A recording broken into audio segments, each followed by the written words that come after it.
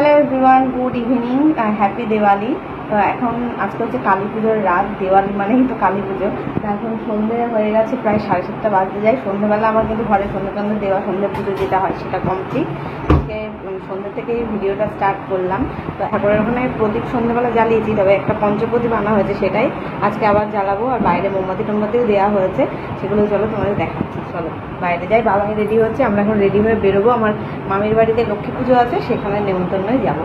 তো আগে চলো আমার বাইরে কেমন ডেকোরেশন করা হয়েছে সেটা দেখিয়ে দিই। এই যে দেখো, বাইরে প্রদীপ মোমবাতি জ্বালিয়ে ডেকোরেশন করা হয়েছে চারদিকটা। কি ভালো লাগছে তাই না? বাড়ির বাইরে বেরোয়, তবে বাইরে থেকেও দেখিয়ে দেবো তোমাদের কেমন লাগছে, ঠিক আছে? ঘরে এখানে আগেই সন্ধে দিয়ে নিয়েছি, তবে এই প্রদীপটা ভাবলাম পরে জ্বালিয়ে বাইরে দেবো, কারণ এখানে জ্বালিয়ে রাখলে না পুরো ধোঁয়ায় ঘর একদম মানে জানলা বন্ধ করা থাকে তো ধোঁয়ায় ভরে যাচ্ছে। এখন প্রদীপটা চলো জ্বালিয়ে দিই। ফ্যানটা অফ কর, অন করা থাকবে। তো এই যে মোমবাতি তো বাইরে যা দেওয়া হয়ে গেছে। এখন এই প্রদীপটা বাইরে তুলসী তলায় একটু জ্বালিয়ে দেবো। আর মোমবাতি দিয়ে ধরাতে হবে, নাহলে প্রদীপগুলো সলতে এত ভিজে গেছে তেলে, ধরানো যাচ্ছে।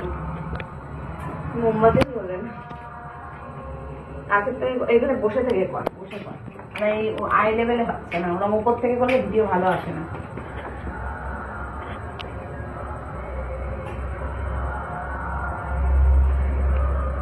আজকে আর সকাল থেকে ভিডিওটা স্টার্ট করিনি, কারণ সকাল থেকে না সেরকম কিছু রান্না বান্না কাজকর্ম কিছুই করিনি যে দেখাবো তোমাদের।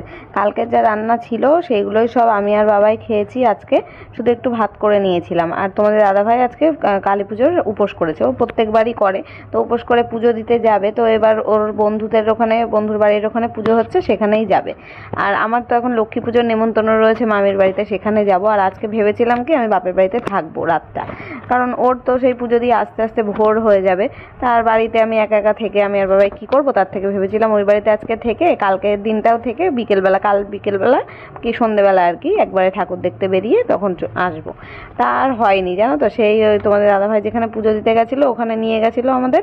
এবার রাত হয়ে গেছে, 1:30-2টোর সময় বাড়ি এসেছি। তা আর থাকা হয়নি, ওই বাড়িতে নিয়ে চলে আসলো। এদিকে এই যে সব প্রদীপগুলো ধরানো হয়ে গেছে। ঠাকুরের এখানে একটু আরতি করে নিলাম।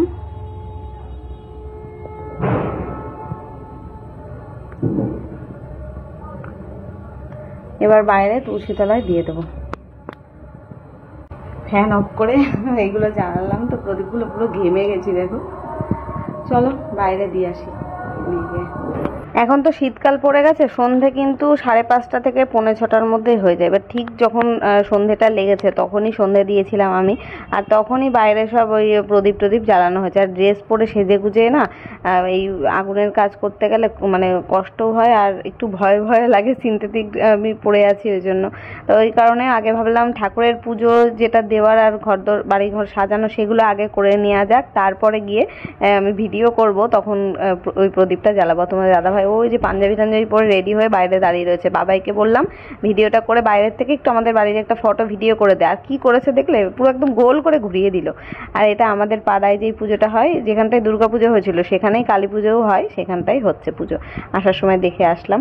আর এখন এই যে রাস্তায় বেরিয়ে পড়েছি। এখন ওই 7:30-8টা হয়ে গেছে বোধহয় এখন। আর বাইরে কি ভালো লাগছে দেখো, যেদিকে তাকাচ্ছি সব বাড়িগুলো টুনি লাইট দিয়ে সাজানো, ঝলমল করছে। এবার তো আর আমাদের বাড়িতে টুনি লাইট লাগানো হয়নি, ওই মিস্ত্রি আসেনি, বলা হয়েছিল আসেনি, আর লাগানোও হয়নি। আর তোমাদের দাদাভাই সব কারেন্টের কাজ পারেও না। তো এখন আমার বাবার দোকানে এসেছি, এখান থেকে এসে একটু চা খেলাম। আর এই দেখো, এই দোকানের সামনেই এখানে একটা কালী পুজো হয়, সেখানেই দেখতে আসলাম ঠাকুর। এবার ভক্তটা হ্যাঁ, আমাদের পাড়ারটাও সেম এরমই করেছে।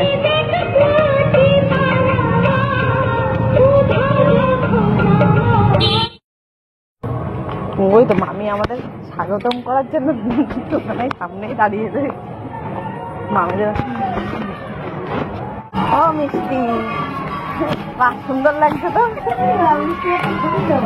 ওই একসাথে ভিডিও করবো। ফেব্রিক দিয়ে না ওই জন্য এত ফুটেছে। ফেব্রিকটা সাদা তো ফোটে ভালো। আমি এসেছি পুজো কখন হয়েছে মামি? পুজো সন্ধ্যেবেলা হয়েছে। লক্ষ্মী পুজো তো সন্ধ্যেবেলাটাই হয়। বলেছিলাম যে আমাদের একটু সন্ধ্যেবেলা ছিল করি তো, ও বলেছিল 3টের সময় আসবো। আমি না 3টের সময় না, আমাদের দেখা মিষ্টি গুছিয়েও পারবে না। উপোস তোমরা দুজন? আমি সকাল পর্যন্ত মিষ্টি উপোস। রান্না টান্না করলাম। হ্যাঁ তাই তো, তোমাদের তো রান্না করতে। আমি সেই বিজয়ার মধ্যে আর বিজয়া করতে যেতে পারিনি মামির বাড়িতে, তো আজকে গেলাম। যদিও আজকে বিজয়া শেষ হয়ে যায় কালী পুজোর দিন পর্যন্ত, তাও আজকে গিয়েই প্রণাম করলাম আর মিষ্টি নিয়ে গেছিলাম। আজকে বিজয়াটা সেরে নিলাম। আর এই যে ছোট বৌদির ঘরে এসেছি, ওর নাম, ও হচ্ছে মিষ্টি, আমরা মিষ্টি বলেই ডাকি, যদিও বৌদি হয় সম্পর্কে কিন্তু নাম ধরেই ডাকি। হাই করো, করো, বলো হাই। মা করো হাই।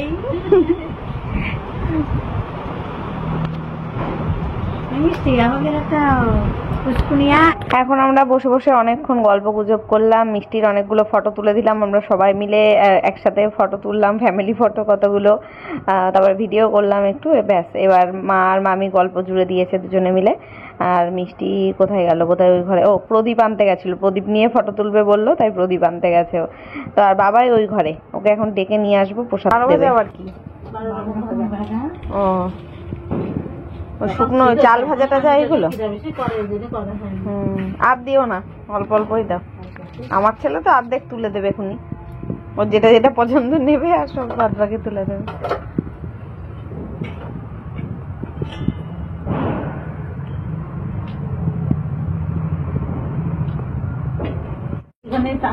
হ্যাঁ একটু ঘন হতো।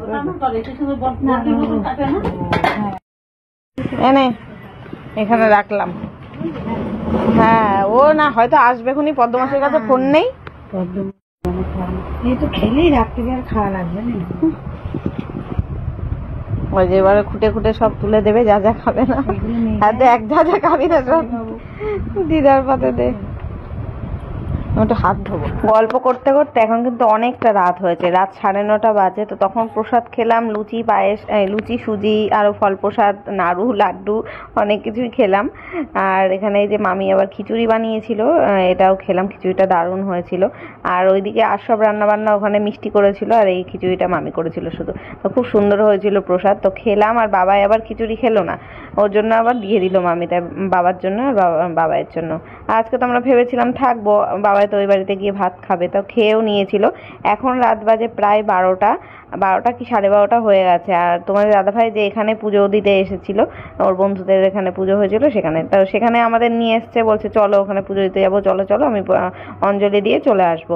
তা সে পুজো এখনো শুরুই হয়নি। আমরা যখন এখান থেকে বেরোলাম 1টারও পরে, 1:30টার দিকে বেরিয়েছি, তখনও পুজো স্টার্ট হয়নি। এদিকে বাবাইয়ের তো ঘুম পেয়ে যাচ্ছিল, তাই আমি বললাম আমাদের তাহলে বাড়িতে নামিয়ে দাও। তো ফ্রেন্ডস আমরা বাড়িতে চলে, এখন ড্রেস চেঞ্জ করবো, ঘুমাবো। খাওয়া দাওয়া তো করা হয়ে গেছে, ওই বাড়ি থেকে খেয়েই এসেছি। আর দিওয়ালি কেমন কাটালে, কালী পুজো কেমন কাটালে অবশ্যই কমেন্টে জানিও। চলো টাটা, গুড নাইট। তো এখন তো আমাদের নামিয়ে দিয়ে গেল, আমি ভাবলাম ভিডিওটা শেষ করে দিই, তারপর আবার স্টার্ট করেছিলাম। 1:30 বাজে, আর বাবা ওইদিকে ওই যে ড্রেস চেঞ্জ করে শুয়ে পড়েছে, ওর আবার কানে ওষুধ দিয়ে দিলাম, ওষুধটা খাওয়ালাম, ওষুধ তো খাওয়ানো হয়েছিল না। আর আমি এখন একটা গুরুত্বপূর্ণ কাজ করব। আমার ডান হাতের না এই মানে প্রথমে যেই আঙুলটা কি বলে, তর্জনী আঙুলটা, ওটা না একটুখানি মানে নখটা মানে গুঁতো লেগেছিল, লেগে এত যন্ত্রণা করছে। এখন ভাবছি নখগুলো তুলে ফেলবো, কারণ একদম ফেড হয়ে গেছে, কালারগুলো একদম ভালো লাগছে না। আর মানে রাখতেও ইচ্ছা করছে না। প্রায় 1 মাস হয়েই গেল, মানে 1 মাস আর 5টা দিন রাখলে 1 মাস হয়ে যাবে। 25 তারিখে করেছিলাম গত মাসে। তাই ভাবছি নেলগুলো এখন তুলে নিই, টাইমও আছে। আর তোমাদের দাদাভাই প্রায় 3:30টার সময় পুজো টুজো দিয়ে এসছিল। তো আমি ভাবলাম তাহলে এখন সময় আছে, এই করতে আমার অন্তত আধা ঘন্টা সময় লেগেছে। বা হাতেরগুলো তুলিনি, শুধু ডান হাতেরগুলো তুলছি। তো গরম জল করে নিয়েছি, মানে আমি ইউটিউবে সার্চ মেরে দেখলাম যে কিভাবে নেল এক্সটেনশনগুলো রিমুভ করা যায়। তো সব জায়গায় দেখলাম, এমনকি আমি যার কাছ থেকে করেছিলাম ও বলে দিয়েছিল যে গরম জল করে হাত খানিকক্ষণ চুবিয়ে, আধা ঘন্টা চুবিয়ে রাখলে তারপরে আস্তে আস্তে নিচের দিক থেকে তুলে ফেললে উঠে যায়। তো আমি তাই করছি। এবার জলটা এতটাই গরম করে ফেলেছি যে আমার হাত মানে ডোবাতেই পারছি না। তারপরে এর মধ্যে আবার একটু ঠান্ডা জল মেশালাম, আর এর মধ্যে দিয়েছি বেশ খানিকটা হ্যান্ড ওয়াশ দিয়ে এবার একটু চুবিয়ে রেখেছি। আধা ঘন্টাও লাগেনি, আমি মানে ধরো 5 মিনিট 10 মিনিট চুবিয়ে চুবিয়ে রাখছি এক একটা নখ। আর এই আমি না ছুরি নিয়েছি একটা, হ্যাঁ ছুরির নিচের দিকটা দিয়ে, এমনিও নখগুলো নিচের দিকে একটু ফাঁকা ফাঁকা হয়ে আসছে, এবার সেখান থেকে একটুখানি টেনে টেনে তুললে খুব একটা বেশি কষ্ট আমাকে করতে হয়নি। একটু টেনে টেনে ইয়ে করতে করতে উঠে গেছে, একটু জলে ডুবিয়ে ডুবিয়ে রাখতে হচ্ছিল। তারপরে প্রথমে এইভাবে তুলতে যাচ্ছিলাম তা উঠছিল না, তারপরে আমি বুদ্ধি খাটালাম, ভাবলাম কি একটু নেলসগুলো ছোট করে নিই কেটে। তো তারপরে ওই নেল কাটার নিয়ে এসে নখগুলোকে আগে ছোট ছোট করে কাটলাম, মানে এক একটা করে কেটেছি ছোট করে। কাটার পরে দেখছি নখটা তাড়াতাড়ি করে নরম হয়ে যাচ্ছে জলে ভিজিয়ে রাখলে, আর মানে ভালোভাবে তোলাও যাচ্ছে। তো সেইভাবে, আর এই নখটায় যেটা এখন আমি কাটছি এটা না বেশি ব্যথা, মানে যে বললাম না গুঁতো লেগেছে, এখন এত মানে ব্যথা করছে এটা। এবারে একটা যদি তুলে ফেলি আর সবগুলো হাতে দেখতে বাজে লাগবে না, ওই জন্য ভাবলাম পুরো ডান হাতটা তুলে ফেলি। ডান হাত দিয়ে খেতে হয়, কাজ করতে হয়, ডান হাতে নখ রাখলে না অসুবিধা হয়। আর মেন করে আর একই কালার একই ডিজাইন এই 1 মাস ধরে রয়েছে না, আর ভালো লাগছে না জানো তো। মনে হচ্ছে নতুন নতুন আমার মানে শোকেসে রয়েছে নতুন নেল পেন্টগুলো, সেগুলো আর কবে পরবো, এগুলো আর মানে নখ এই একই রকম আর মানে বোরিং হয়ে গেছি। তাই জন্য ভাবছি তুলেই দিই, এরপরে তো এক এক করে উঠেই যাবে, তার থেকে তুলেই দিই। কালী পুজো কেটে গেছে, দুর্গা পুজো কেটে গেছে, আর রাখার দরকার নেই। আর অসুবিধাও হচ্ছিল, ওই চুল আস্তে থেকে চুল ঢুকে যাচ্ছিল, নখের তলা ফাঁকা হয়ে গেছে ওই জন্য। তো এই যে ডুবিয়ে ডুবিয়ে এখন নখগুলোকে তুলেও ফেললাম, আর টাইমও ছিল এখন, মানে ভাবা যায় এখন রাত 1-1:30 2টোর সময় আমি এখন এই করছি বসে বসে। তাই তুলে ফেলেছি একটা, এই সামনে প্রথম নখটা দেখো তুলে ফেলেছি, এই করে করে প্রত্যেকটা নখ ডান হাতে তুলে ফেললাম। আর বাঁ হাতেরগুলো নিয়ে কোনো অসুবিধা হচ্ছে না, ঝামেলা হচ্ছে না, তাই আর তুললাম না। আবার বলা যায় না, কালকে যদি মন হয় কালকে রাত্রে বসে আবার নখ তুলে ফেলতে পারি। তো এখন ঘুমাবো। আর আমি কিন্তু রাতে আর আজকে ভাত খাইনি, ওই সেই 9:30টার সময় মামির বাড়িতে দেখলে ওইটুকুনি খিচুড়ি খেয়েছি, তাই খেয়েই রয়েছি, আমার আর খাওয়া দাওয়া হয়নি। মানে হয়নি বলতে আমি খাইনি, মানে খিদে আর পাইনি। ওই সন্ধ্যেবেলা অত প্রসাদ খেয়ে 9টা 9:30টার সময় আর খিচুড়ি খেয়ে আর খাওয়া যায়? তবে বাবাই তো খিচুড়ি খায়নি, বাবাই ওই বাড়ি থেকে ভাত টাত খেয়ে এসেছিল। তো যাই হোক, এই দেখো কথা বলতে বলতে সব নখ তুলে ফেলেছি ডান হাতের, আর এবার আমি ঘুমাতে যাব, খুব টায়ার্ড লাগছে। Tata, good night.